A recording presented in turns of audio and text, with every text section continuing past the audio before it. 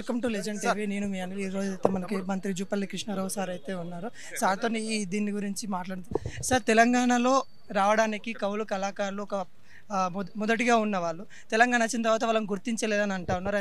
ఇంతవరకు కరెక్ట్?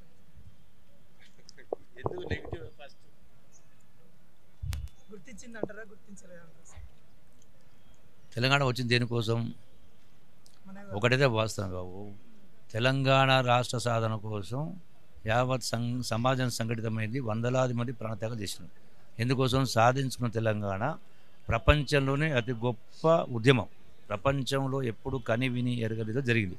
ఎందుకంటే ప్రాణత్యాగాలు, యుద్ధాలు, రకరకాల ఉద్యమాలు జరగడం వేరు, ప్రాణత్యాగాలు చేయడం జరిగింది. అంటే వచ్చిన తెలంగాణ కూడా అదే పద్ధతిలో ప్రపంచానికి ఆదర్శంగా ఉండాలని ఆశించారు, కోరుకున్నారు.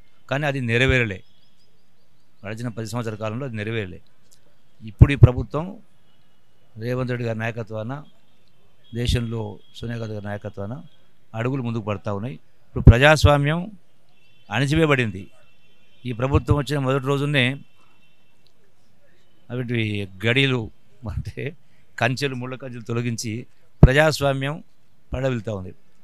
గతంలో నేను కూడా మంత్రిగా ఉండిన మొన్న బట్టి విక్రమార్క గారు ఉప ముఖ్యమంత్రి గారు ఎంత పోయిన తర్వాత ఆ రోజు చూసినా మేము ప్రగతి పడ్డాం టోటల్గా. అంటే అన్ని నిర్బంధాలు ఉండినాయి. ఈ రోజున ఎవరి సెక్రటరీకి ఎవరు పోనీకి లేకుండే. ఇప్పుడు సెక్రటరీకైనా ముఖ్యమంత్రిగా మొదట ఫ్రీగా రావచ్చు పోయిన ప్రజాస్వామ్యం. అంటే ప్రజాస్వామ్యమే అత్యంత ప్రధానమైంది. సో ప్రజాస్వామ్యం ఉన్నప్పుడే ప్రజలు కూడా వాళ్ళ సమస్యలను వెలుగెత్తి చాటుతారు. సార్, ఇక్కడికి వచ్చిన తర్వాత కొంతమంది కళాకారులతో అయితే మాట్లాడాను. యక్ష కళాకారులు మెయిన్గా ఏం చెప్పారంటే, మా కళ కనుమరుగైపోతూ ఉంది, మమ్మల్ని ఇంకా ఈ గవర్నమెంట్ అయినా తీసుకొని రావాలి అని చెప్తా ఉన్నారు. కళల్ని, కళాకారుని కనుమరుగు కానివ్వం. మా వంతు శక్తివంచన లేకుండా ప్రయత్నం చేస్తాం. ఇంకా పెంపొందించే కార్యక్రమం చేస్తాం. ఇంకా కళాకారులను తయారు చేసే కార్యక్రమం చేస్తాం. కనుమరుగు కానివ్వం. సార్ చూసుకున్నట్లయితే యుద్ధ నౌక ఒక అగ్నిపంగా ఉన్నారు. ప్రతి ఘట్టం కూడా, తన యొక్క ఘట్టం కూడా తెలంగాణ ప్రజలకు తెలియాల్సి ఉంది. దాని గురించి ఈ గవర్నమెంట్ ఏం చేయదలుచు? అందులో భాగంగానే మొదటి అడుగు ఈనాడు యుద్ధ నౌక గద్దర్ గారికి ప్రభుత్వ పరంగా ఈనాడు జన్మదిన వేడుకలు ఈ యొక్క రవీంద్రబాద్ నిర్వహిస్తా ఉన్నాం.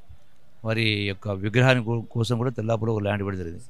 ఇంతేకాదు ప్రతి జిల్లాలో ప్రతి జిల్లా కేంద్రాల్లో కూడా ఈ సాంస్కృతిక కళాశాల కావచ్చు, కళను అభివృద్ధి చేయడం, కళాకారుని పెంపొందించడం కోసం ఇవన్నీ ఏర్పాటు చేస్తాం.